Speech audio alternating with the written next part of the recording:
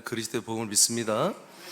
자, 오늘은 지금 요새 하나님께서 우리 사남교회 주일날에는 하나님의 가정, 하나님의 가족에 대한 말씀을 허락하시는데, 지난주에는 우리 하나님의 이 가족들이 되어서 하나님의 자녀, 아들들이 됐으면 우리에게 어마어마한 자존감이 있습니다. 그 자존감을 이제 감추지 말고 드러내라고 이렇게 말씀하셨어요. 오늘부터는 한 몇 주 동안에 로마서 8장을 중심으로 해서 오늘부터는 어떤 말씀을 할 거냐면 왕가의 특권이라는 말씀을 하겠습니다.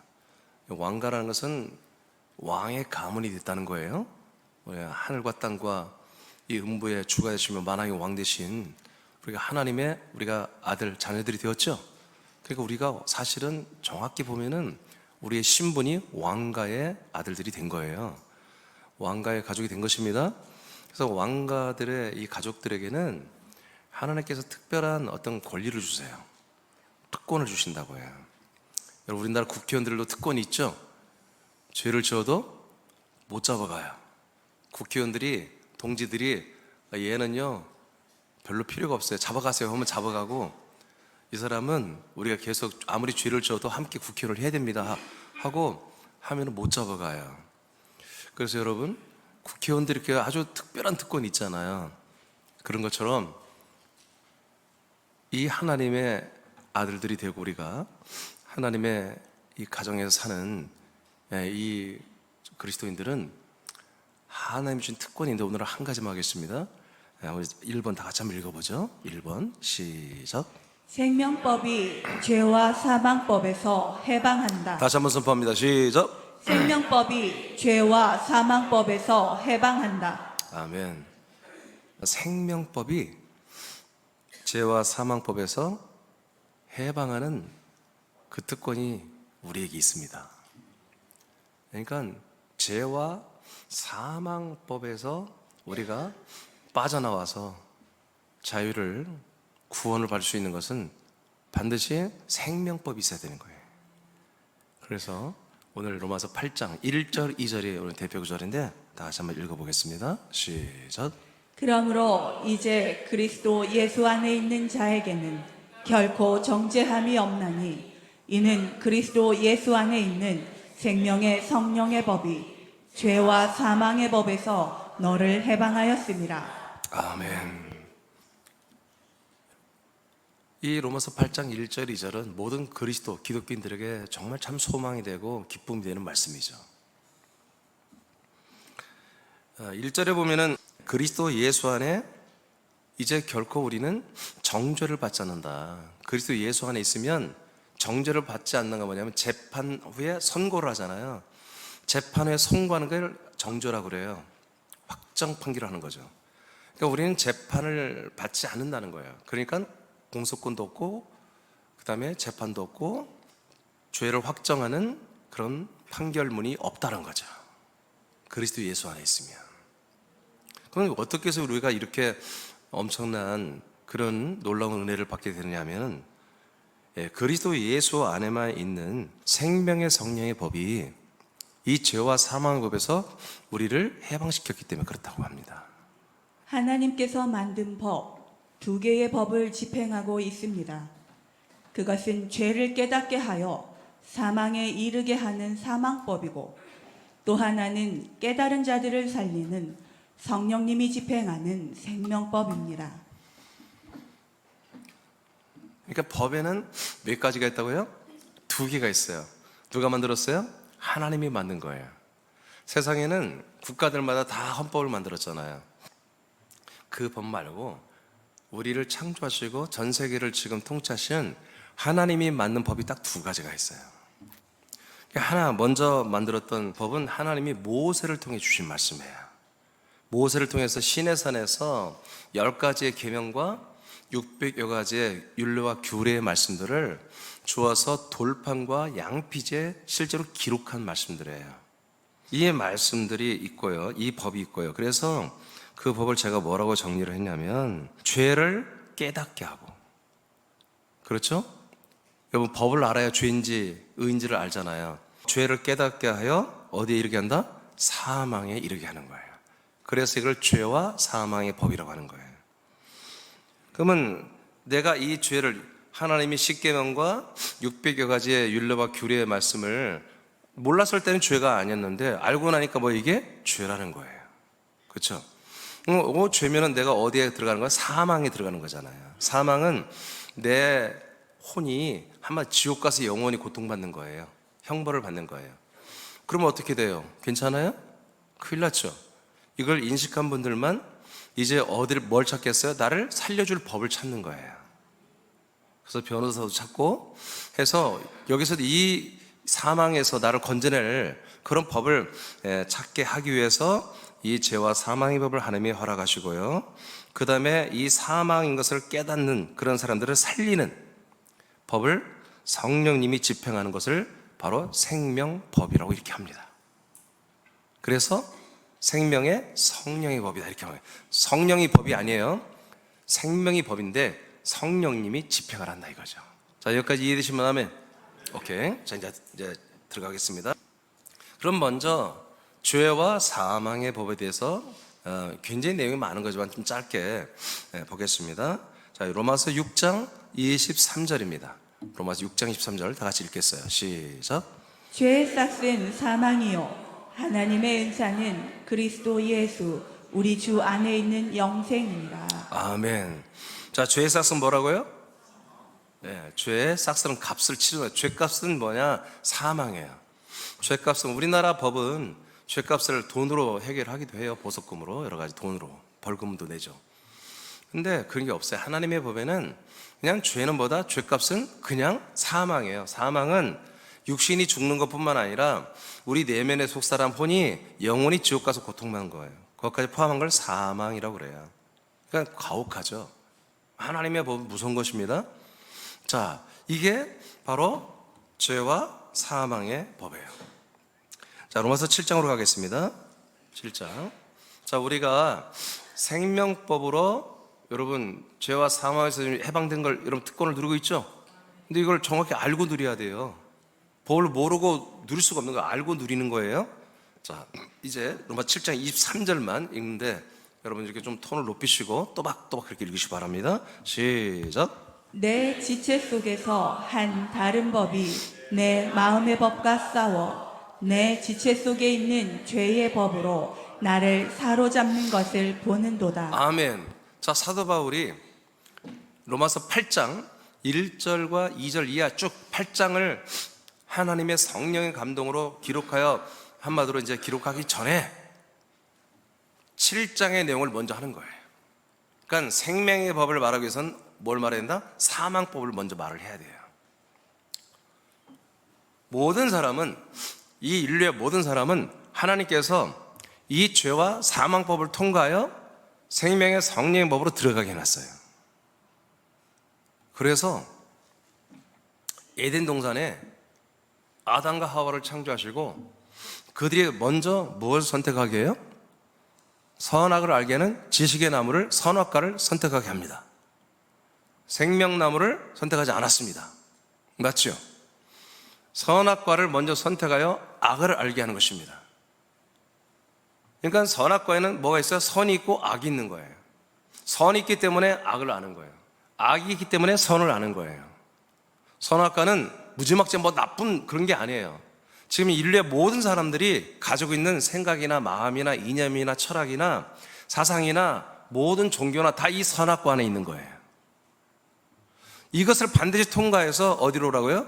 생명나무로 오라고.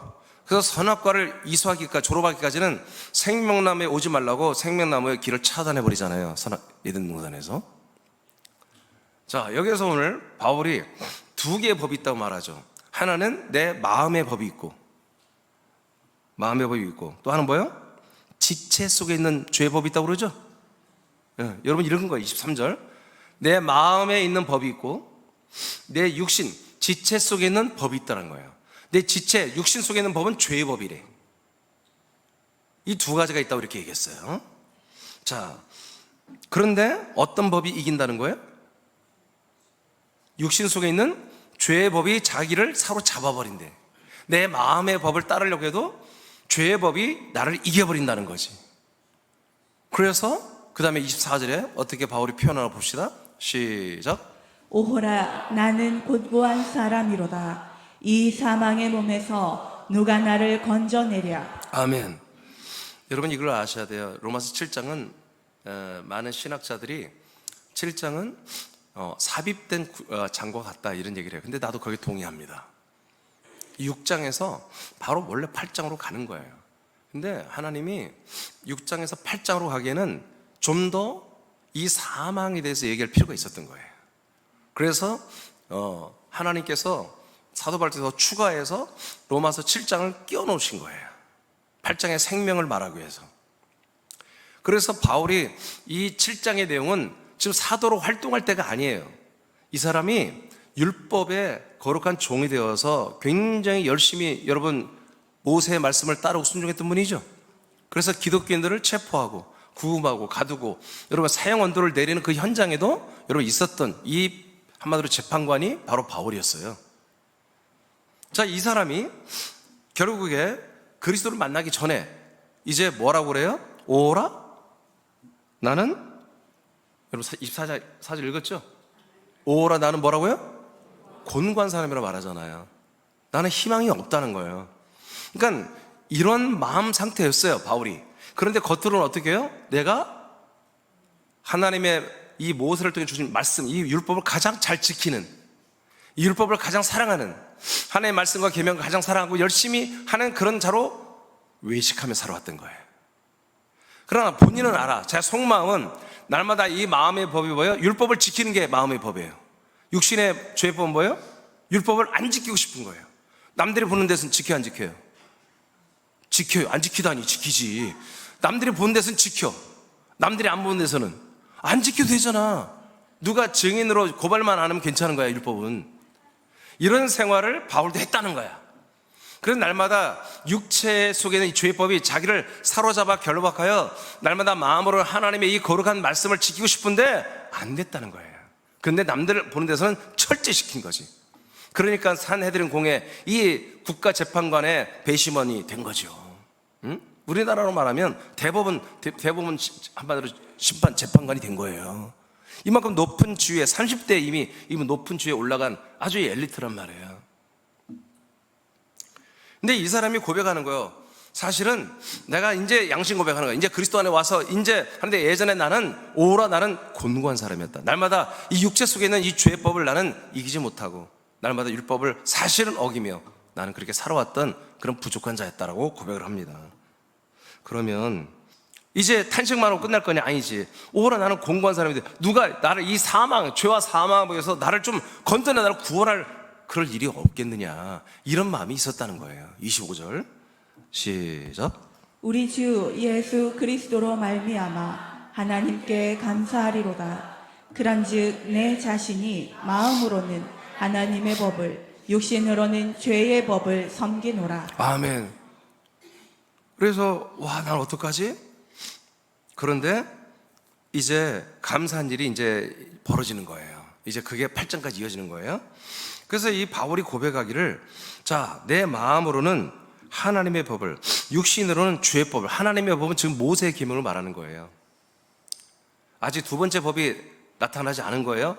두 번째 이 생명법이 나타나기 전에 지금 바울이 자기가 겪었던 걸 말하는 거예요. 내 마음으로 하나님의 법을 계속 섬기고 싶어요. 그러나 육신은 계속 이 죄의 법을 섬기는 이런 안타까운 모습이 자기가 있었다는 것으로서 7장이 끝나요. 7장은 답이 없어요. 희망이 없는 거예요. 그런 다음에 우리가 보면 읽은 것처럼 8장으로 이어지는 거예요. 아, 내가 이렇게 죄의 법을 섬기는 사망에 이른 곤고한 사람인데 어떻게 하면 좋지 했더니 8장 1절에 그리스도 예수 안에만 들어오면 결코 정죄함이 없다 이거야. 고소고발도 안 받고 재판도 없고 형벌도 한마디로 선고를 받지 않는 그런 놀라운 자유의 세계로 내가 들어오게 됐다는 거죠. 자, 로마서 7장 14절을 보겠습니다. 시작. 우리가 율법은 신령한 줄 알거니와 나는 육신에 속하여 죄 아래에 팔렸도다. 네, 그러니까 자기 자신 이렇게 인정하는 거예요. 율법은 굉장히 거룩하고 신령한 건데 나는 계속 내 율법을 어기고 싶은데 육신의 법, 죄법, 그냥 율법대로 살고 싶으면 너무 귀찮잖아요. 얼마나 율법대로 살기 힘듭니까? 못 살아요. 사실은 살 수가 없게끔 하나님 만들었어요. 율법은 다 지킬 수 없도록 하나님 만들어 놓은 거예요. 아멘. 그게 일부러 하나님 만드는 거예요. 일부러. 왜? 선악과도 일부러 준 거야. 하나님이 실수로 선악과를 만들어 놓은 게 아니에요. 에덴 동산에 마귀를 거기에다가 여러분 옛뱀을 왜 만들어? 하나님이 일부러 거기다 풀어 놓은 거예요. 사단 마귀 타락한 천사들을. 반드시 우리는 타락한 전사와 그들이 집행하는 여러분 선악과 이 양심의 법을, 율법을 통과해야 되는 것입니다. 예. 그래서 이제 바울이 뭘 깨달았어요? 나는 육신에 속하여 나는 죄 아래 팔렸다. 여러분 이 결론을 모든 사람들이 이제 가져야 되는 거예요. 다른 사람들 앞에서 의로운 척 할 수는 있어. 그러나 내 속에, 내 정말 양심상으로는 나는 죄 아래 내가 팔렸도다. 내 양심이 죽었다. 내 영혼이 죽었다. 내 존재가 이미 죽은 거나 다름없어. 이렇게 인식을 하게끔 일부러 하나님이 세상을 이렇게 만들어 놓은 거예요. 그래서 이 세상에는 절대로 여러분 진리가 없습니다. 의의가 없습니다. 그래서 의인도 없는 것입니다. 우리가 겉으로 볼 때 저분은 너무 훌륭해. 아니에요. 그분도 다 자기 양심상으로는 다 찔린 데가 다 있는 것입니다. 로마서 7장 21절입니다. 시작.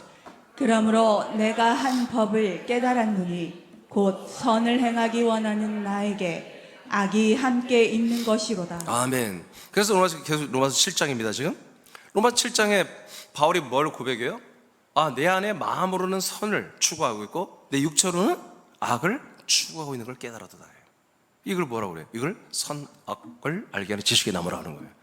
그러니까 마귀가 주는 이 선악과 지식의 이 말씀, 지식의 교리, 지식의 철학, 지식의 이념, 지식의 사상과 지식과 이 지식들을 다 넣어놔봤자 그 선악과 속에 있는 거예요. 선과 악을 뛰어넘는 지식은 없어요. 이 세상에는 모든 학문이나 모든 종교나 모든 것은 다 선악과 안에 있는 거예요. 그래서 모든 종교를, 모든 철학을, 어떤 이념을, 어떤 것들을 깨달을 때 뭐요? 선과 악으로 깨닫는 것입니다. 이게 옳은 거야? 그게 잘못된 거야. 이렇게 깨닫는 거예요. 그래서 바울도 깨달은 거예요. 하나님의 이 거룩한 모세를 통해 온 말씀을 통해서 내가 마음으로는 선을, 내 육체로는 악을 추구하는 것을 내가 깨달았다는 것입니다. 여러분 모든 사람이 여기에 이르기를 원하는 것입니다. 그는 아동부도 그렇고 학생, 청년, 우리 장년, 노인 다 똑같습니다. 우리 인간적으로는 나는 내 양심으로는 바르게 살고 싶어. 근데 내 육신의 본성은 그걸 거슬러서 뭔가 어떤 정욕, 욕심대로 살고 싶은 게 항상 부딪히는 게 뭐다? 그 부딪히면서 내가 내 마음이 이기는 것보다는 내 육신의 욕구가 정욕이 본성이 이기는 게 더 많다는 거죠. 이것을 느끼는 게 하나님의 뜻이다 이거예요. 율법은 선한 것입니다. 마음으로는 율법을 지키길 원하나 육신은 율법을 범하고 싶은 욕망이 있으므로 죄의 법이 됩니다. 그래서 바울은 자신의 몸을 사망의 몸이라고 정죄합니다. 육신의 죄로 인해 사망이 되는 것을 죄와 사망의 법이라고 합니다. 그러므로 하나님이 천사를 통하여 모세와 이스라엘 백성에게 주신 법은 죄와 사망의 법입니다. 네. 자, 이해되시죠? 그래서 많은 분들이 율법을 죄와 사망의 법이라면 목사님 그 너무 심하게 내 말에 로마서 7장이 기록되어 있잖아요. 로마서 7장 율법을 다룬 것입니다. 그 다음에 8장은 생명법을 다룬 것입니다. 그러니까 율법은 뭐다? 결국 죄와 사망의 법을 깨닫게 해주는 거예요. 율법이 있어야 하나님이 모세를 통한 이 계명과 600가지 말씀이 있어야 내가 죄인임을 깨달아. 사망임을 깨달아. 오라 나는 공고한 사람이다. 나는 죄에게 팔렸도다. 바울처럼 이렇게 고백한 사람들만이 누굴 찾아? 그 죄에서, 그 사망에서 나를 구원할 구원자를 찾는 거예요. 아멘. 이것을 말하고 싶어서 7장을 여러분 하나님이 기록하신 거예요. 그러니까 나와 여러분도 이런 과정이 있었어야 되는 거지. 근데 이 과정이 없었다면 오늘 이 시간이 여러분들 이 과정이 돼야 돼요. 야고보서 2장 10절을 다 같이 읽겠습니다. 시작. 누구든지 온 율법을 지키다가 그 하나를 범하면 모두 범한 자가 되나니. 다시 한번 읽으세요. 좀 크게 읽으세요. 시작. 누구든지 온 율법을 지키다가 그 하나를 범하면 모두 범한 자가 되나니. 아멘. 자, 예를 들어서 율법이 630가지라고 합시다. 630가지인데 여러분 630가지 다 기억도 못하겠지만 여하튼 우리가 629가지를 날마다 지켜요. 근데 한 가지를 안 지켰어. 그러면 한마디로 법을 어긴 건 맞잖아요. 근데 그 한 가지만 어긴 거지 나머지 629가지는 지켰단 말이에요. 근데 성경 뭐라고 그래요? 하나 어기면 630가지 다 어겼다는 거예요. 아니 세상에 이런 법이 어디 있어요? 여러분 죄도 중죄가 있고 경범죄가 있잖아요. 여러분 길거리 소변 보는 거 죄가 아닌가 그거는? 죄예요? 벌금만 내면 벌금 낸 것도 죄죠. 죄니까 벌금 내는 거죠. 그러니까 법이 인식을 하면 그거를 어기면 내가 이거 벌금 내거나 아니면 형무살이한다 하니까 그걸 지키려고 예를 쓰는 거죠. 그 인식을 하는 거예요. 그래서 하나님이 정말 과중한 지킬 수 없는 법을 하나님이 주신 거예요. 이스라엘 백성들에게. 그리고 이스라엘 백성들에게 율법을 준 거예요. 근데 율법이라고 하는 이 번역이 사실은 잘못된 거예요. 율이란 말이 필요가 없어요. 그냥 법이에요. 히브리 원전에 그냥 법이라고 해서 법. 그러니까 모세를 통해 주신 법이 있고 이제 생명법을 말하지만 생명법은 그리스도를 통해 주신 법이에요. 자, 그래서 우리가 이 하나님께서 왜 하나만 안 지켜도 다 안 지키는 말도 안 되는 어거지 같은 이 무서운 악법을 우리에게 주느냐 하면 우리가 죄와 사망 가운데 있을 수밖에 없는 존재다. 그런데 희망이 있어. 이 죄와 사망에서 우리를 해방시키고 우리에게 하나님의 언약과 약속을 생명을 완전 영생을 줄 그 메시아를 우리가 기다리고 한마디로 만날 수 있다는 거예요. 이것을 최초로 믿은 자가 아담이에요. 그는 선악과를 선택하면서 생명나무를 바라본 거예요. 그 다음에 두 번째로 하나님께 택함받은 게 아브라함이에요. 아브라함이 이 하나님의 언약 때가 되면 니들에게 돌아오고 니들 안에 내가 아들 약속된 아들을 주겠다고 하는 이 그리스도의 언약 이 생명의 언약을 믿어버린 거예요. 그래서 이들은 날마다 여러분 그들의 율법이 있었어요 없었어요? 없었어요. 율법 모세 때부터 주신 거예요. 아브라함 때는 법이 없었어요. 그런데 뭐가 있었어요? 뭐가 있었어요? 이 약속을 네가 믿고 지키라는 거예요. 근데 이들이 계속 지켰습니까? 아니에요. 어느 땐가는 이 믿음이 약해졌어요. 이 믿음의 율례 하나만 지키면 되는데 이걸 못 지켜서 여러분 몸종을 통해서 애를 낳아버리잖아요. 사라를 통해서 분명히 네 아들을 얻겠다고 약속했는데 그 약속의 말씀이 안 믿어지니까 이 믿음을 저버린 거예요. 그래서 이 아브라함도 한번 중간에 이렇게 믿음을 한마디로 상실한 적이 있었죠. 그걸 지켜야 되는 거죠. 자, 이런 것처럼 율법이 없을 때도 여러분 믿음이 있었고 죄가 있었고 여러분 다 있었다고 로마서에 다 나와 있습니다. 율법이 없을 때도 여러분 죄가 있었다. 죄가 뭐예요? 약속을 믿지 않는 거예요. 그러니까 아브라함도 뭐예요? 자기들이 약속을 믿지 않고 이스마엘을 놔버렸잖아. 그죠? 그것이 자기들은 뭐예요? 죄의 인식이에요. 죄의 법의 인식이에요. 그리고 더불어서 모든 이방인들과 사람들 뭘 줬어요? 양심의 법을 주고 그랬어요. 이건 로마서 2장에 나오는 거예요. 이방인들은 율법을 모르잖아요. 근데 양심이 율법이 된다고 딱 기록돼 있어요. 로마서 2장에. 그럼 누군지 양심대로 사는 사람은 없는 거예요. 바울은 양심도 양심이거니와 이 약속을 끝까지 믿었어야 하는데 중간에 몇 번 해이해진 거예요. 자기 부인을 통해서 애를 낳아야 되는데 부인을 자기 여동생으로 속여갖고 여러분 왕에게 팔아먹잖아요.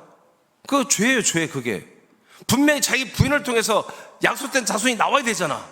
하나님 약속된 자손을 임신하고 낳아야 되잖아. 근데 다른 왕에게 지가 불려다 왕에게 지 동생을 팔아먹잖아.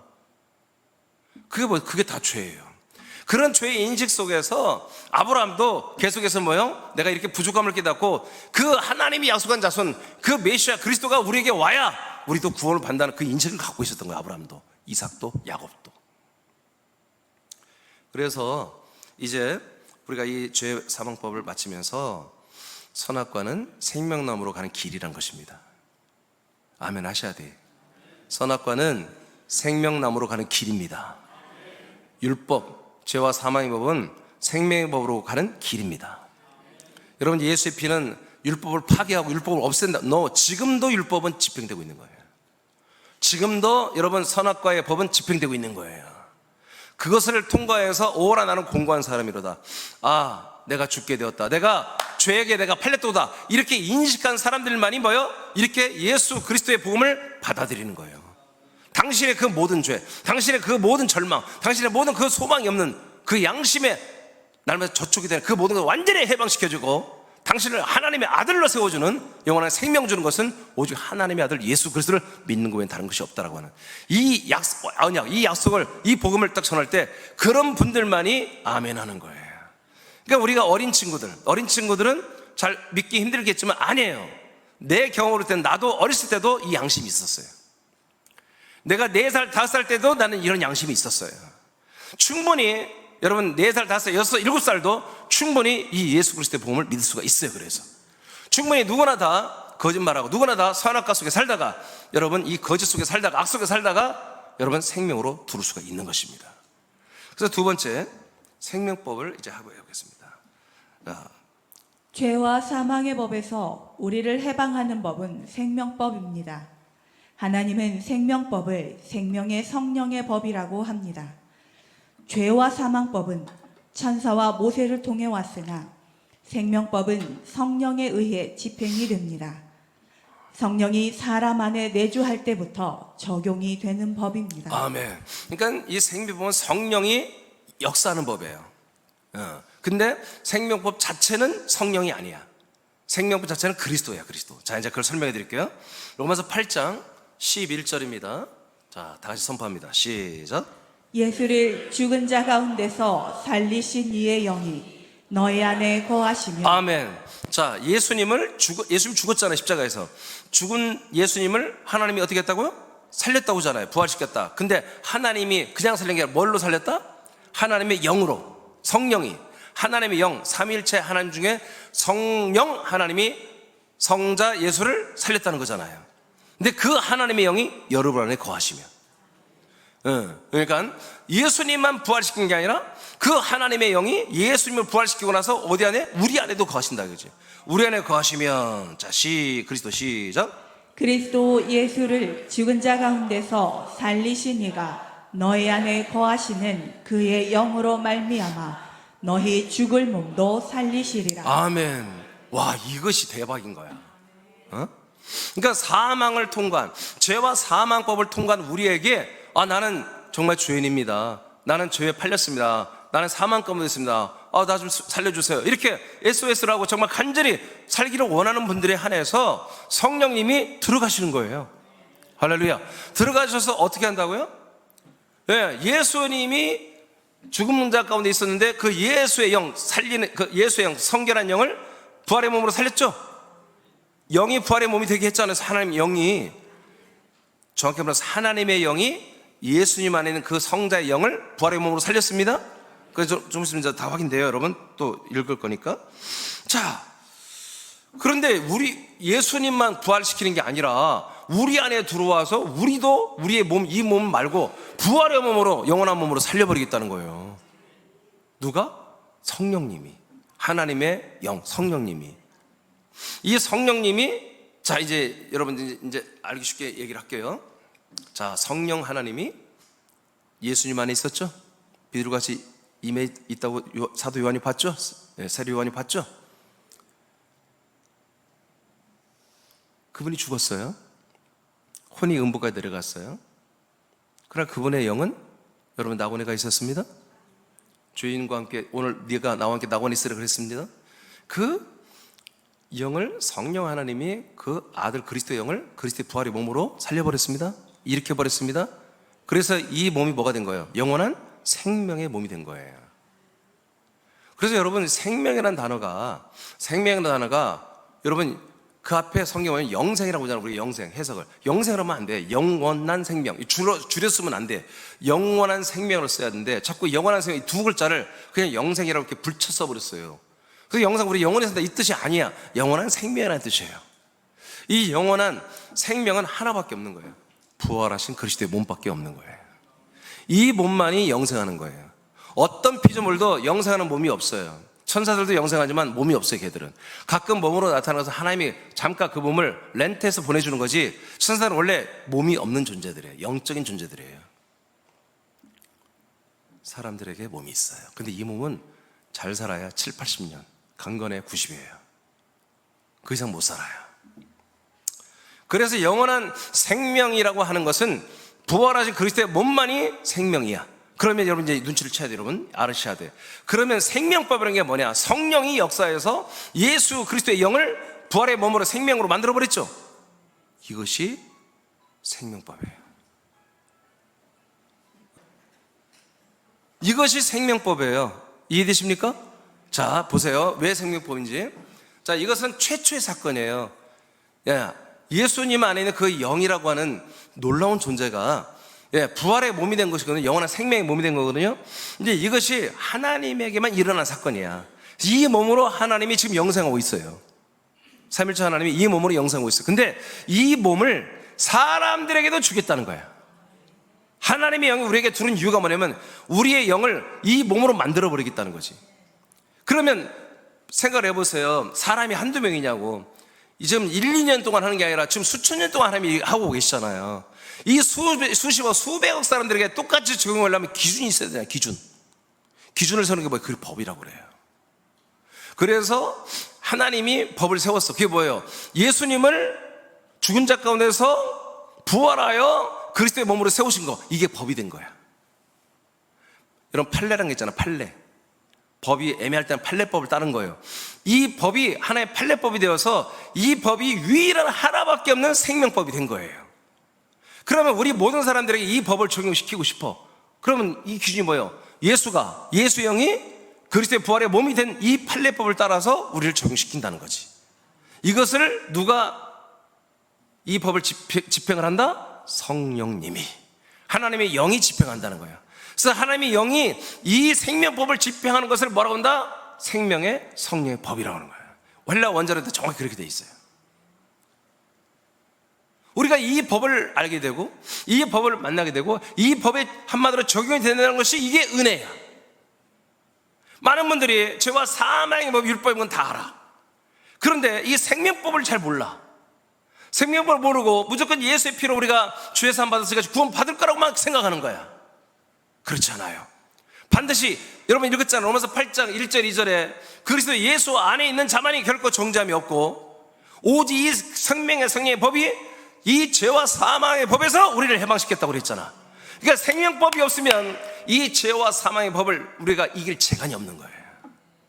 아무리 예수의 피, 예수 십자가를 100번 외쳐도 이 생명법이 없으면 내가 생명법의 대상이 아니면 안 되는 거예요. 그러면 또 하나, 여러분들이 생명법이 대상이 되려면 그리스도 안에 들어갈 뿐만 아니라 그리스도 안에만 생명이 있으니까 그리스도 안에만 생명법이 집행이 되는 거예요. 아멘? 그런데 우리가 그 안에 들어갔다고 해서 바로 이 생명법이 내게 적용이 되느냐? No. 반드시 생명법보다 영이 부활의 몸이 되는 거예요. 따라합시다. 영이 부활의 몸이 된다. 이게 생명법이에요. 그럼 여러분의 영이 있냔 말이에요. 여러분에 있는 그런 어떤 내면 그거 갖고 안 되는 거야. 그건 재료가 안 돼. 오직 하나님의 아들 예수의 영만이 부활하는 거예요. 그래서 하나님께서 아들 그리스도의 영을 우리에게 주시는 거예요. 로마서 8장, 이제 그건 다음에 하겠지만 고린도서 4장 6절에 아들의 영을 너희 마음 가운데 주사 하나님을 아빠 아버지라 부르게 하셨느니라 기록되어 있잖아요. 그래서 우리가 그리스도 안에 들으면 그리스도의 피로 죄사함 받을 뿐만 아니라 그리스도의 영을 받아서 하나님의 아들로 거듭나야 되는 것입니다. 그때부터 뭐가 여러분 작동된다? 생명법이 시작되는 거예요. 그러니까 이 생명법의 대상이 되지 않은 분들은 죄송합니다만은 여러분 죄와 사망의 법 아래 있는 것입니다. 죄와 사망의 법 안에 있는 분들은 이 죄와 사망의 법에서 해방될 수가 없는 거예요. 반드시 생명법이 치고 들어와서 야 내가 들어왔어. 이 사람은 이제 생명법의 사람이야. 넌 꺼져. 그렇게 해줘야 우리 죄와 사망에서 해방이 되는 거예요. 모든 법이 새로 법이 제정이 되면 옛 법은 물러가는 것입니다. 그런 것처럼 죄와 사망의 법이 있는데 여기에 새로운 그리스도의 법, 생명의 법이 딱 이러면 우리가 대상이 되어버리면요 그 예전 법들은 다 사라지는 것입니다. 그러나 이 생명법을 모르고 생명법의 대상이 되는 곳에 있지 아니하며 이 생명법을 소망하지 않고 있다면 계속해서 죄와 사망의 법으로 사는 것입니다. 죄와 사망의 법으로 사는 목사도 권사도 장로도 집사도 어떤 선교사도 전부 지옥 가는 것입니다. 오직 이 생명의 법으로 인해서 죄와 사망의 법에서 해방이 되어야만 되는 것입니다. 밑에 설명 안 하겠습니다. 제가 말로 다 했습니다. 로마서 1장 4절을 보겠습니다. 시작. 성결의 영으로는 죽은 자들 가운데서 부활하사 능력으로 하나님의 아들로 선포되셨으니 곧 우리 주 예수 그리스도시니라. 아멘. 그러니까 예수님이 육신으로는 다윗의 혈통으로 왔다고 3절에 말했고 4절에는 예수님 안에 뭐가 있다? 영이 있는데 그 영은 성결한 영이다. 깨끗한 영이다. 당연하지, 아들의 영이니까. 근데 그 영이 영으로는 뭐다? 3일 만에 부활했다는 거예요. 영이 부활했다 나오죠. 그 영으로는 부활해서 하나님의 아들로 선포, 이때부터 하나님의 아들로 선포가 되는 거예요. 그리고 그분의 이름이 이제 예수가 아니라 주 예수 그리스도로 이렇게 불리시기 시작한다고 성경은 이렇게 분명히 선포가 있는 거예요. 그래서 우리가 예수님을 주 예수 그리스도로 이렇게 부르기 시작한 거예요. 그와 동일하게 우리도 이 생명법으로 인해서 여러분 생명분을 받으려면 우리에게 영이 있어야 되는 거예요. 그래서 우리에게 아까 드린 걸 줬다고 그랬어요. 자, 고린도전서 15장 보겠습니다. 44절 말씀입니다. 시작. 육의 몸으로 심고 신령한 몸으로 다시 살아나나니 육의 몸이 있은즉 또 영의 몸도 있느니라. 아멘. 그러니까 이제 우리는 어떻게 해요? 이 육체는 뭐예요? 죄법을 따르는 사망에 이르게 하는 육체가 그 역할을 하고 있잖아. 근데 우리가 날마다 이제 그리스도 안에 들어와서 하나님의 아들로 건나 하나님의 거룩한 아들의 새 생명, 영원한 생명을 공급받고 구원을 이루어가는데 아마 육신은 죄법을 따르고 사망에 이르니까 육신 죄짓기 내버려 둘 거예요? 그럴 수 없잖아요. 그렇죠? 자, 그러니까 육신으로 이제 뭘 하자는 거예요? 내 영의 몸, 즉 부활할 몸, 내 영이 부활의 몸으로 자라나고 있죠. 우리가 지금 믿음으로 그 영의 몸을 위하여 육의 몸을 죄 가운데 두지 말고, 육신의 본능에 내버려 두지 말고 육신을 우리 깨워, 여러분들이 육신을 제어하여 육신을 잘 다스려서 육의 몸으로 성장하는 곳에 쓰자 이거예요. 여러분 5시 반 예배 드리기 힘들어요? 안 힘들어요? 안 힘들어요? 힘은 한 명만 빼고 다 힘든 거네? 여러분 5시 반 예배 힘들어요? 안 힘들어요? 묵비권 행사할 거예요 계속?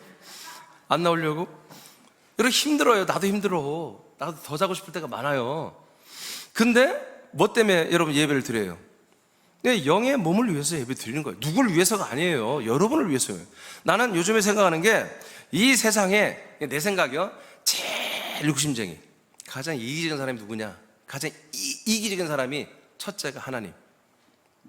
사람이라고 했으니까 이제 번외로 되죠. 여하튼 하나님이 가장 욕심쟁이에요.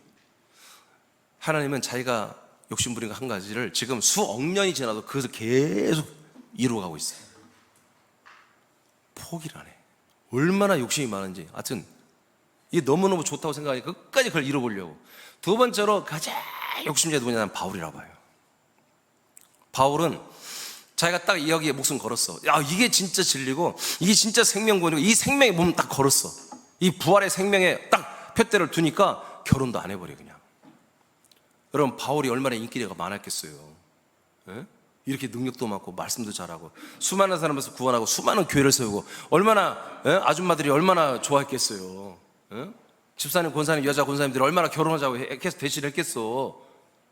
근데 바울이 안 해. 무엇을 위해서? 이 부활의 표대를 위해서. 얼마나 자식이 보고 싶겠어요. 얼마나 예쁜 애를 갖고 싶겠어요.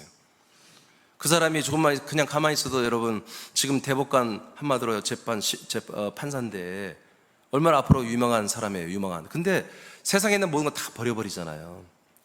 뭐 때문에? 이것 때문에. 이 부활의 생명의 몸 때문에, 이 부활의 생명 때문에 다른 걸 다 배설물처럼 다 여겨버리잖아요. 이게 진짜 욕심이에요. 우린 이런 욕심을 우리가 좀 가져야 돼요. 저도 좀 노력하고 있어요. 저도 하여튼 잘하든 못하든 나도 하여튼 최선을 다해서 나도 이렇게 살고 싶어요. 나도 사실 오늘 몸이 안 좋아요. 근데 안 좋아도 감사한 거야. 그냥 목소리만 나오면 하는 거야. 목도 지금 형편없잖아요. 근데 목소리만 나오면 하는 거야. 서울 가면요 마이크도 없어요. 육성으로 설교해야 돼요. 그래도 해야 되는 거야. 오늘 또 서울 가서 하는 게 내 몸이 지금 벽에 날지 않는지 모르겠어요. 지금 굉장히 몸이 안 좋은데, 근데 내가 서 있는 한은 나는 하고 싶어. 좀 그래야 좀 동정표도 있을 거 아니야. 하나님이 멀쩡한 막 건강한 상태로 하는 것과 힘들고 아파도 막 끙끙대면서 하면 조금 더 보너스가 있지 않겠어요? 난 그런 것들을 원해요. 여러분, 우리가 누구 때문에 하는 게 아니야. 사실은 여러분 때문에 하는 거예요. 자기 자신을 위해서 믿는 생활을 하는 거예요. 아멘. 그런 거예요. 그러다 보면 남들에게 다 유익이 되는 거예요. 남을 위해 산다고요? 거짓말하지 마세요. 그거 다 선할 거예요. 그 생각하지 마세요. 그냥 바울처럼 자기 자신을 위해 사세요. 그게 남을 위해 사는 거예요, 사실은. 여러분 아시겠죠? 영이 부활합니다. 영이 부활의 몸이 됩니다. 그래서 우리에게도 영이 있게끔 하시고, 우리는 이 영의 몸을 위해서 육의 몸으로 열심히 심어서 여러분 생명의 법을 지키십시오. 생명의 법은 다른 거 아니야. 여러분, 부활의 몸이 되도록 계속 자라나도록 하는 행위, 모든 것이 생명법을 지키는 거예요. 예배를 드리는 게 생명법을 지키는 것이고, 여러분 기도하는 게 생명법을 지키는 것이고, 전도하는 게, 그리고 여러분 직장생활에서 여러분 아들답게 사는 거, 열심히 일해주는 거, 여러분 가정에서 여러분 사랑의 좋은 이론이 되는 거, 이 다 생명법을 지키는 거야. 아멘. 아멘. 여러분 사망법을 지키면 안 됩니다. 마지막 세 번째 넘기세요. 생명법으로 사는 특권이 있어요. 자, 로마서 8장 2절 선포합니다. 시작. 이는 그리스도 예수 안에 있는 생명의 성령의 법이 죄와 사망의 법에서 너를 해방하였습니다. 네, 이제 반복되지만 우리를 죄와 사망의 법에서 우리를 완전히 해방시켜 줘 버렸어요. 그래서 우리가 죄와 사망에서 해방되니까 다시 어떤 마귀도 어떤 천사도 우리도 에러할 수 있잖아요. 율법에 적시된 것을 우리가 어길 때가 있어요. 없다는 건 아니야. 근데 그게 우리가 생명법과는 무관하면, 생명법을 해칠 만큼이 아니면 하나님 다 용서하십니다. 왜냐하면 그것을, 죄와 사함의 법이, 이 율법이 우리를 고소고발할 수 있는 권한이 없기 때문에 그래요. 자, 그 다음에 그리스도의 몸 안에서 생명법으로 사는 동안은 생명법으로 인해 생명을 보장받습니다. 그러나 그리스도를 떠나면 생명법의 보호가 끝나고 죄와 사망의 법이 적용되어 재판과 정죄를 받아 사망에 이르게 됩니다. 아멘. 이 생명법을 이건 교리로 보면 안 돼요. 생명법은 생명을 지킬 때 생명법이 작동되는 거예요, 여러분들에게. 아멘. 계속 이 생명으로 살려고 그래야 돼요. 이 생명을 더 여러분들에게 받아들이고, 여러분 그 생명으로 여러분 성장하기를 원하고, 그렇게 사는 동안 생명법은 집행이 되는 거예요.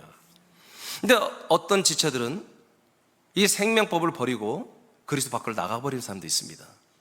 여러분, 그렇게 되면 이 생명법이 계속 교리처럼 영원한 게 아니에요. 내 마음에는 나는 생명으로 살았는데, 나는 그리스도가 내 안에 있는데, 그건 지 마음이에요.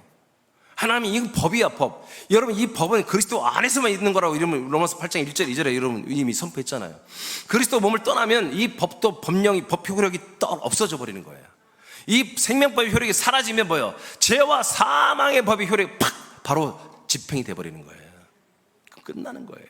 그래서 다시 회개하게 할 제사가 없다고 하는 거예요.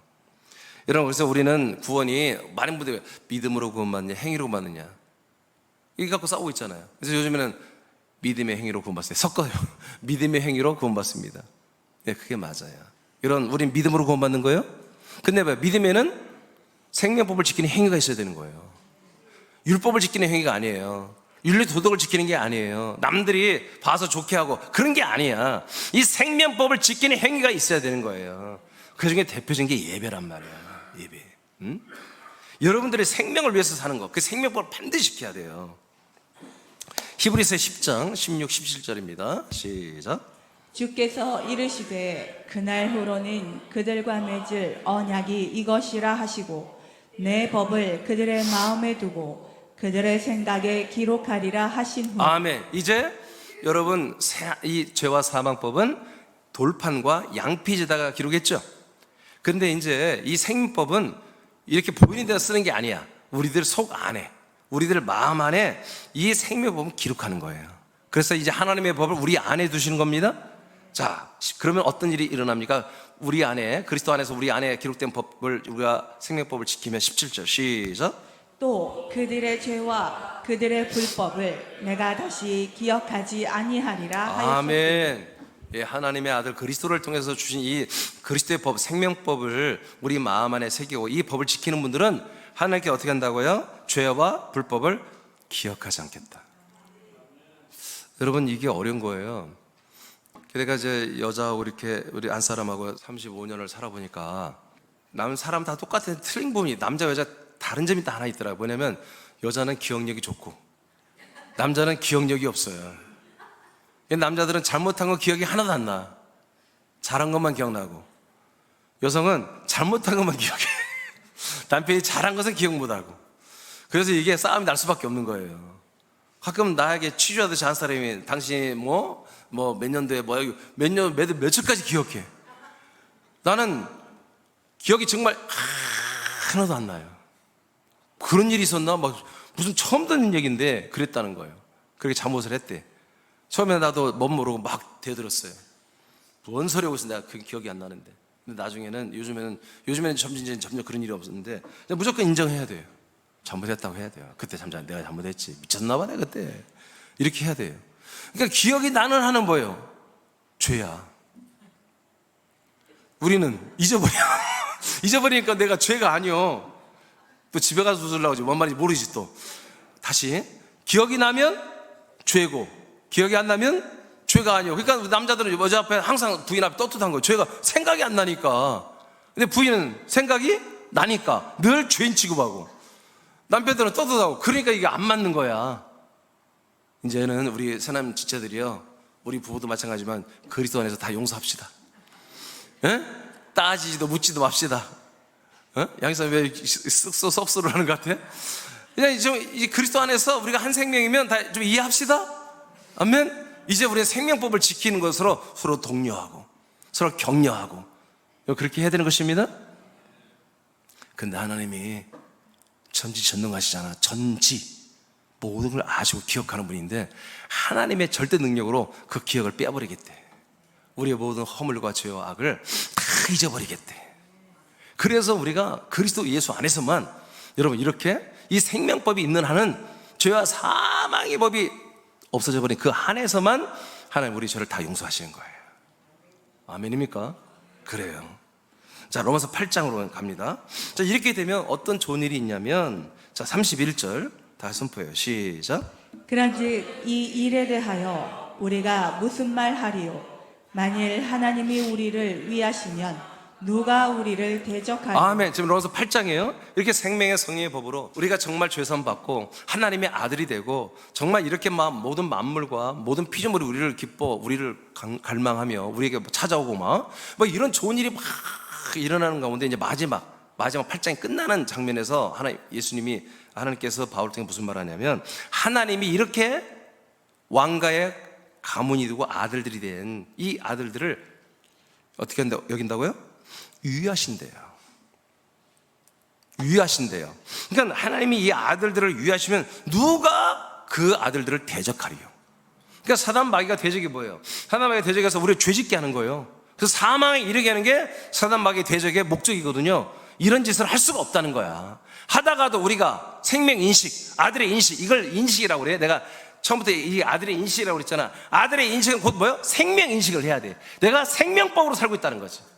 내가 생명법을 지키고 있다. 꺼져라. 나는 생명법을 지키는 아들이다. 죄와 사망의 법, 율법과 양심의 법을 갖고 날 들이대는 사단아, 따라갈지어다. 이렇게 하는 거야. 그러니까 우리를 대적할 수가 없다는 거지. 우리가 양심법을 따라갈지어다, 마귀야 따라갈지다 하면 이것들이 우리를 더 이상 대적을 못하고 시험을 못 주고 저주를 못 줄 수가 없다, 그런 얘기입니다. 그 다음 32절입니다. 시작. 자기 아들을 아끼지 아니하시고 우리 모든 사람을 위하여 내주신 이가 어찌 그 아들과 함께 모든 것을 우리에게 주시지 아니하겠느냐. 아멘. 뿐만 아니라 아들을 이렇게 탁 줘버렸단 말이에요, 우리에게. 근데 아들을 줬는데, 하나님의 전부를 줬는데 안 줄 게 뭐가 있냐 이거예요. 하나님의 아들에게는 엄청나게 많은 옵션이 따라와요. 정말 거룩한 거, 영화로운 거, 좋은 거, 은혜로운 거 다 있고, 뿐만 아니라 여러분 세상 만물에 있는 필요한 것도 다 이분의 안에 다 복종하고 있잖아요. 그리스도에게 다 복종하고 있잖아요. 그래서 우리에게 여러분 대적하는 자도 잘라주시고 부족한 것도 다 채워주십니다. 그 다음 33절 시작. 누가 능히 하나님께서 택하신 자들을 고발하리요? 의롭다 하신 이는 하나님이시니. 예, 우리를 의롭다 하셨는데, 우리 아들로 의롭다고 하셨는데 누가 고발해? 누가 고소고 고발하고 말이야? 응? 누가 말해야 잡아가? 너 안 된다 이거예요. 고소고발도 안 돼. 그 다음에 34절 시작. 누가 정죄하리요? 아멘. 고발도 안 되지만 고발도 되니까 뭐예요? 정적 없지. 재판과 선고가 없죠. 판결문이 없죠. 이렇게 해버린다고 내가 말하는 게 아니라 성경이 말하는 거야. 여러분, 이 생명법으로 사를 축복합니다. 그래서 왕가의 특권은 뭐냐? 바로 생명법 안에 들어와서 생명으로 사니까 죄와 사망의 법이 떠나가고 완전히 거기서 우리 해방되어서 여러분 생명을 위해서만 살면 된다. 이런 특권이 우리 아들들에게 있다. 자, 그런데 이제 설교는 사실 끝났어요. 근데 이건 좀 빨리 하겠습니다. 생명법은 죄악을 무조건 용서하고 생명으로 적용하는 것은 아닙니다. 그렇다고 모든 죄를 다 무조건 용서하고 너 생명 no. 우리가 말이야, 예를 들어서 아주 나쁜 짓을 하면서 계속 생명법을 또 두 개를 추구해. 여러분, 그러면 하나님 계속 그걸 용서할 수 있는 게 아니에요. 하나님이 뭐예요? 이스라엘 백성도 광야에서 그들을 여러분 버릴 때 뭐랬어요? 10번을 참았던 10번 10번 참고 11번째는 안 된다는 거 아니에요. 그러니까 하나님이 참아주고 용서하고 그 용서는 영원한 용서가 아니에요. 아멘? 생명법을 지키려고 하기는 것도 알겠어. 근데 네가 사망법을 계속 어기며 못된 짓을 하면 하나님이 잘라버리는 거예요. 자, 계시록 3장 5절 자, 읽어보세요. 시작. 이기는 자는 이와 같이 흰 옷을 입을 것이요 내가 그 이름을 생명책에서 결코 지우지 아니하고 그 이름을 내 아버지 앞과 그의 천사들 앞에서 시인하리라. 아멘. 그러니까 생명책에서 결코 지우지 않겠다는 거죠. 왜? 믿음 생활에 이기는 분들. 그래서 이 그리스도로 옷 입은 흰 옷을 깨끗이 잘 간직하고 이 믿음 생활을 잘하는 분들은 어떻게 한다고요? 생명책에서 지우지 않겠다. 그건 무슨 얘기예요? 지울 수도 있다는 거 아니겠어요? 그렇죠? 목사님 그걸 뭐 단정합니까? 단정이 아니라 자, 그 밑에 보세요. 계시록 20장 15절 시작. 누구든지 생명책에 기록되지 못한 자는 불못에 던져지더라. 네, 생명책에 이름이 없으면 다 불못 지옥 가는 것입니다. 자, 히브리서 10장 26, 27절 시작. 우리가 진리를 아는 지식을 받은 후 짐짓 죄를 범한즉 다시 속죄하는 제사가 아멘. 없고 진리를 아는 지식이 여러분 받은 것은 그리스도 안에 들어와서 여러분 생명이 있다는 거예요. 그런데 뭐요? 죄를 짐짓한 건 일부러 알면서도 죄를 짓는다는 거예요. 여러분, 죄는 악이 아니에요. 죄는 예수 그리스도를 부인하는 어떤 다른 행위라는 거예요. 이스라엘 백성들은 다른 여호와를 믿으면서 우상을 섬겼죠. 그런 거예요. 우리도 예수 그리스도 믿으면서 다른 예수, 다른 종교, 뭐 다른 교리, 다른 사람의 말을 듣고 믿고 이런 행위를 말하는 거예요. 그러면 다시 속죄하는 제사가 없다는 것입니다. 용서가 안 된다는 거예요. 27절 시작. 오직 무서운 마음으로 심판을 기다리는 것과 대적하는 자를 태울 맹렬한 불만 있으리. 네, 이 사람들 용서가 안 된다는 거예요. 이미 이들이 진리의 말씀을 받아 먹고 살았던 그런 분들이지만 이렇게 그리스도를 부인하고 죄를 지으면 지옥 불못에 들어가 산다는 것입니다. 제가 조금만 더 얘기할까요? 출애굽기 32장에 보면은 여러분 아시죠? 모세가 이 말씀 받으러 시내산에 올라가 40일 동안 내려오잖아요. 근데 백성들이 뭐예요? 그 사이에 옛날에 자기들이 이집트에서 믿었던 바알 신상을 만들어서 바알 신상 앞에 그 광란에 제사를 드리잖아요. 모세가 와서 보고 아론이 거기에 넘어갔잖아. 아론이 넘어가서 제사장이, 하나님이 세운 제사장이 바알의 제사장이 됐잖아. 이건 정말 하나님 용서할 수가 없는 죄인 거예요. 하나님의 약속을 따라 여기까지 한마디로 광야까지 따라와 놓고 여기에서 모세가 안 보인다고 그냥 갑자기 옛날에 지들이 섬기던 바알신을 하나님의 제사장인 아론을 한마디로 회유해가지고 아론을 타락시켜가지고 바알의 제사장을 만들어가지고 그 짓을 해버린 거야. 그래서 모세가 내려와서 어떻게 해요? 그 십계명 돌판을 깨버리잖아요. 그러니까 모세도 화났지만 딱 보니까 하나님께 나타나셔서 모세에게 야, 내가 저 백성들 다 죽여버릴 거야. 다 저것들 없앨 거야. 다른 백성을 주어서 너를 한번 따르게 할 테니까 너는 여기 있어. 가만히 있어. 그래서 한마디로 하나님이 심판을 내린 거예요. 결정한 거예요. 근데 어떻게 합니까? 모세가 엎드립니다. 여호와여, 정말 그렇게 하시려면 내 이름을 생명책에서 지우세요. 그렇게 나와요. 32장 출애굽기 32장 32절에 저 백성들을 그렇게 버리시려면 내 이름도 생명책에 지우세요. 그러니까 뭐예요? 구약 때도 뭐예요? 생명책에 이름을 기록하고 있었던 거예요. 아멘입니까? 뭐가 생명이에요? 그 하나님의 아들이 우리에게 온다는 그 메시아, 그 그리스도 약속의 자수 온다는 걸 믿는 게 생명인 거예요. 그게 믿음과 의의 생명이에요. 나를 지우세요. 멋있잖아요. 근데 끝끝내 여호와께서 그래, 네 이름 지우고 그러면서 살려 이렇게 한 게 아니라 그래 니를 보니까 제 백성 살려줘야 그런 게 아니라 33절에 나의 계명을 나의 법을 한마디로 범하는 자들 즉 범죄하는 자들은 생명책에서 그 이름을 지운다 하고 끝내버려요. 안 지우게 그러지 않아요. 범죄한 자들은 생명책에서 다 지운다 하고 끝내버려요. 그래서 끝내 결론적으로는 그들이 약속의 땅에 못 들어갔잖아요. 2세대가 들어갔잖아요.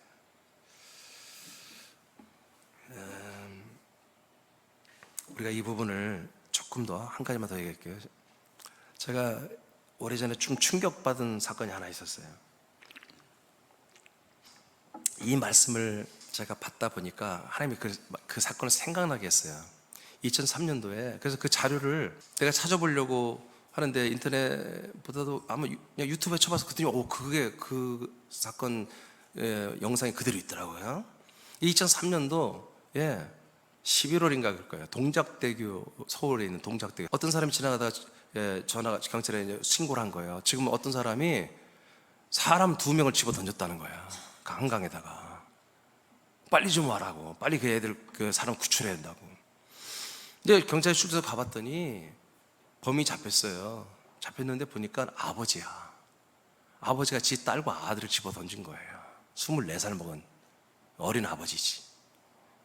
생활고에 시달리고 너무 힘드니까 부인 도망가고 살 길이 막막하니까 알고 보니까 이미 아이를 둘을 죽이고 집어 던진 거예요. 그래서 현장 검증이 있는 날이었어요. 그 영상이 있더라고요, 유튜브에. 그 현장 검증하는 영상이 그대로 있더라고요. 그래서 내가 그걸 다시 봤는데 그러니까 얼마나 비참한 일이에요. 지 자식 둘을 집어 던진 거예요, 강물에. 그러니까 미리 죽였다고는 보도가 약간 있는데 그게 맞는지 지금 모르겠어요. 그게 중요한 건 하여튼 자기 자식 죽였어, 둘이를. 그러니까 이제 기자들이 막 벌떼같이 몰려들어서 현장 검증 끝내고 이제 차에 타니까 막 문 못 닫게 하고 승합차에서 막 기자들이 질문하는 거예요. 그 아이들을 왜 죽였냐 임마.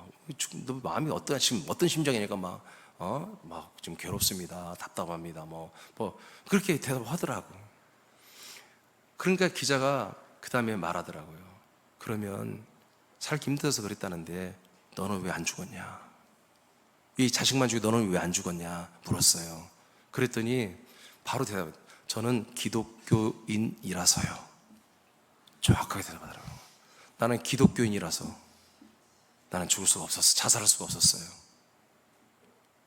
기자가 화가 나는 거예요. 뭐라고? 다시 말해봐요. 뭐 때문에 당신 안 죽었다고요? 저는 죄를 씻을 수 있기 때문에. 여러분 생각해보세요. 이게 단순한 얘기가 아니에요. 자, 보세요. 여러분이 기독교인이라 생각해보세요. 모든 죄를 예수님의 보혈의 피값으로 다 용서받는다 믿고 있죠? 예전에 예를 들어 하여튼 예수 피가 모든 죄를 다 용서한다고 믿고 있죠? 그래서 자기는 살기 힘들어. 그럼 이 문제를 어떻게 할까? 애들 둘을 자기가 데리고 살 능력도 안 되고. 그러면 자기가 믿는 교리가 구속사란 말이야. 예수 피가 내 모든 죄를 다 용서해. 그럼 우리 셋이 자살을 하면 전부 다 지옥 가잖아. 뭔 말인가 알겠어요? 그러니까 아빠가 애들 둘을 죽여주는 거야. 그러면 애들은 죽임을 당하니까 지옥 안 갈 거 아니야. 그죠? 그리고 자기는 속죄를 하면 돼. 내가 우리 애들을 이렇게 힘들어서 죽였습니다. 예수의 보혈의 피로 나를 용서해 주세요. 그러면 교리상으로는 용서가 돼야 안 돼? 교리상으로 되잖아. 교리상으로는 모든 죄를 다 용서한다고 목사님들 다 설교하잖아요. 이 강단에서 모든 죄를 예수님 다 용서한다고 다 그렇게 했잖아요. 모든 죄를 다 사하신다고 했잖아요. 모든 죄에서 다 구원한다고 그랬잖아요. 여러분, 모든 죄를 담당하는 거지 구원하는 건 아니에요. 여러분, 정확히 말하셔야 돼요. 그러면 자기는 회개를 했으니 죄산 받으니까 구원 받아 안 받아? 그 사람 논리로 보면, 그 사람의 믿음 교리로 보면 구원 받는 거야. 나름대로 똑똑한 거야. 걔가 믿고 있는 교리를 따라 자기가 행한 거예요. 그래서 걔가 이렇게 현장 감정에서 이렇게 모습이 그렇게 막 괴로워하지는 않더라고. 그러니까 기자들이 열받은 거야, 막. 말도 똑똑히 대답하는 거예요. 막 괴로워 죽겠어. 그 뜻이 아니야. 뭐 착잡하다 이렇게 변하고 와 그래. 여러분, 이게 교리가 낳은 괴물이에요. 이 구속사가 낳는 괴물들이 이 사람만 그러냐고요. 우리들도 이 교리만 맹신한다면 우리들도 경도만 차이가 있지 나름 자기를 다 변호한단 말이에요. 안 보는 데서는 별짓을 다 한단 말이에요.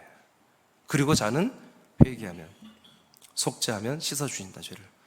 이 교리가 이렇게 무서운 교리가 돼서 이 사회 속에서 기독교인들이 그렇게 많은데, 크리스천들이 그렇게 많은데 지 부모 다 내다 버리고, 여러분 정말 해야 할 것은 하지 않고 남들이 보는 것만 잘하려고 하는 이런 가짜, 그게 선악과란 말이에요.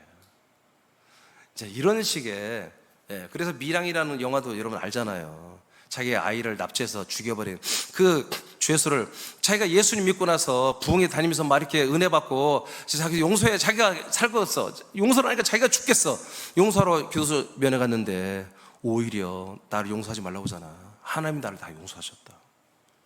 하나님이 다 용서하십니다. 자매님도 예수님 믿고 잘 사세요. 오히려 그 목사가 생긴 것도 목사같이 생겼어. 걔가 그런 배역을 써가지고 거기서 전도연이가 미쳐버리잖아요. 이게 여러분 반기독교인들이 만든 영화가 아니라 이게 사실이야. 여러분 우리는 이런 교리에 매이지 말고 법을 지켜, 생명법을 지켜야 돼. 이 생명법을 지켜가며 은혜로 구원을 받는 거예요. 생명으로 구원받는 거예요. 여러분 생명법을 지켜 생명을 여러분 지키는 거예요. 여러분 생명의 생활을 지키는 거예요. 여러분 어떻게 지 아들을 죽이고 딸을 죽이는 게 어떻게 생명이야? 그 사망법이지. 알겠습니까? 여러분 이런 괴물들이 되지 마시고, 우리 교회는 전혀 없겠지만 여러분 절대로 하나님의 이 왕가의 자녀 아들들은 특권이 있습니다. 여러분 생명법을 지키는 한 죄와 사망의 법은 여러분에서 완전히 여러분 없어져 버리고 여러분들은 거기에서 해방이 됐습니다. 우리는 생명법을 지키는, 그리스도의 법을 지키는, 그리스도의 성품과 그리스도의 생명을 추구하는 멋진 아들들이 되었음을 날마다 인식하며 살길 축복합니다. 네, 자리에서